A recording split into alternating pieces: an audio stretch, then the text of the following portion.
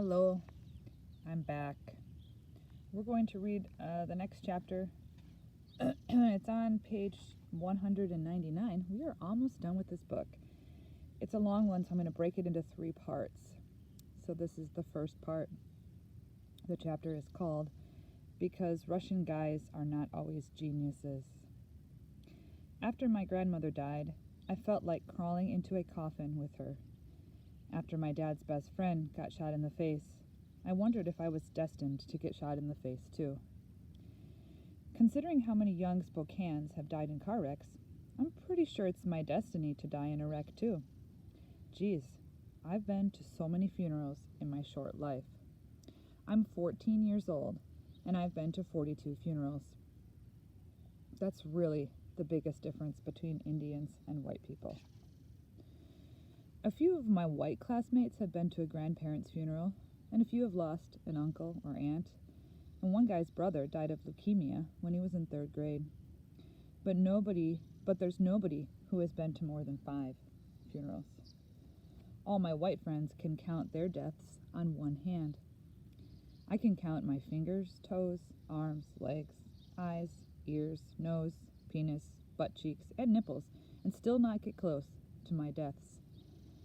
And you know what the worst part is? The unhappy part? About 90% of the deaths have been because of alcohol. Gordy gave me this book by a Russian dude named Tolstoy, who wrote, "Happy families are all alike. Every unhappy family is unhappy in its own way." Well, I hate to argue with a Russian genius, but Tolstoy didn't know Indians, and he didn't know that all Indian families are unhappy for the same exact reason: the frickin' booze. Yep, so let me pour a drink for Tolstoy and let him think hard about the true definition of unhappy families. So, okay, you're probably thinking I'm being extra bitter, and I would have to agree with you. I am being extra bitter, and so let me tell you why. Today, around 9 a.m., as I sat in chemistry, there was a knock on the door, and Miss Warren, the guidance counselor, stepped into the room. Dr. Noble, the chemistry teacher, hates being interrupted, so he gave the old stink eye to Miss Warren. "Can I help you, Miss Warren?" Dr. Noble asked, except he made it sound like an insult. "Yes," she said. "May I speak to Arnold in private?" "Can this wait? We're going to have a quiz in a few moments." "I need to speak to him now, please." "Fine. Arnold, please go with Miss Warren." I gathered up my books and followed Miss Warren out into the hallway. I was a little worried. I wondered if I'd done something wrong. Couldn't think of anything I'd done that would merit punishment, but I was still worried. I didn't want to get into any kind of trouble. "What's going on, Miss Warren?" I asked. She suddenly started crying, weeping. Just those big, old, whooping tears. I thought she was going to fall over on the floor and start screaming and kicking like a 2-year-old. "Geez, Miss Warren, what is it? What's wrong?" She hugged me hard, and I have to admit that it felt pretty dang good. Miss Warren was like 50 years old, but she was still pretty hot. She was all skinny and muscular because she jogged all the time. So I sort of physically reacted to her hug.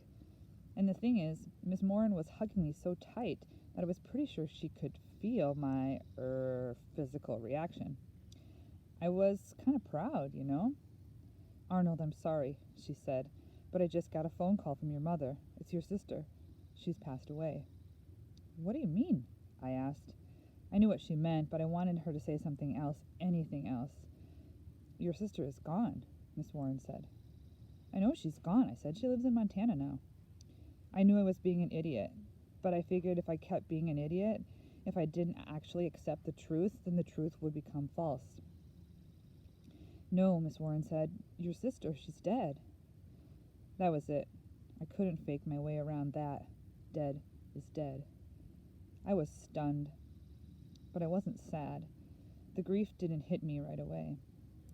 No, I was mostly ashamed of my physical reaction to the hug. Yep, I had a big erection when I learned of my sister's death. How perverted is that? How inappropriately hormonal can one boy be? "How did she die?" I asked. "Your father is coming to get you," Miss Warren said. He'll be here in a few minutes. You can wait in my office." "How did she die?" I asked again. "Your father is coming to get you," Miss Warren said again. I knew then that she didn't want to tell me how my sister had died. I figured it must have been an awful death. "Was she murdered?" I asked. "Your father is coming." Man, Miss Warren was a lame counselor. She didn't know what to say to me. But then again, I couldn't really blame her. She'd never counseled a student whose sibling had just died. "Was my sister murdered?" I asked. "Please," Miss Warren said, "you need to talk to your father." She looked so sad that I let it go. Well, I mostly let it go. I certainly didn't want to wait in her office. The guidance office was filled with self-help books and inspirational posters and SAT test books and college brochures and scholarship applications, and I knew that none of that, absolutely none of it, meant shit. I knew I'd probably tear her office apart if I had to wait there. "Miss Warren," I said, "I want to wait outside." "But it's snowing," she said. "Well, that would make it perfect then, wouldn't it?" I said. It was a rhetorical question, meaning there wasn't supposed to be an answer, right? But poor Miss Warren, she answered my rhetorical question. "No, I don't think it's a good idea to wait in the snow," she said. "You're very vulnerable right now." Vulnerable? She told me I was vulnerable. My big sister was dead. Of course I was vulnerable. I was a reservation Indian attending an all-white school. My sister had just died some horrible death. I was the most vulnerable kid in the United States. Miss Warren was obviously trying to win the Captain Obvious Award. "I am waiting outside," I said. "I'll wait with you," she said. "Kiss my ass," I said, and ran. Miss Warren tried to run after me, but she was wearing heels, and she was crying, and she was absolutely freaked out by my reaction to the bad news, by my cursing. She was nice, too nice to deal with death, so she just ran a few feet before she stopped and slumped against the wall. I ran by my locker, grabbed my coat, and headed outside. There was maybe a foot of snow on the ground already. It was going to be a big storm. I suddenly worried that my father was going to wreck his car on the icy roads. Oh man, wouldn't that just be perfect? Yep, how Indian would that be? Imagine the stories I could tell. Yeah, when I was a kid, just after I learned that my big sister died, I also found out that my father died in a car wreck on the way to pick me up from school. So I was absolutely terrified as I waited. I prayed to God that my father would come driving up in his old car. "Please, God, please don't kill my daddy. Please, God, please don't kill my daddy. Please, God, please don't kill my daddy." 10, 15, 20, 30 minutes went by. I was freezing. My hands and feet were big blocks of ice.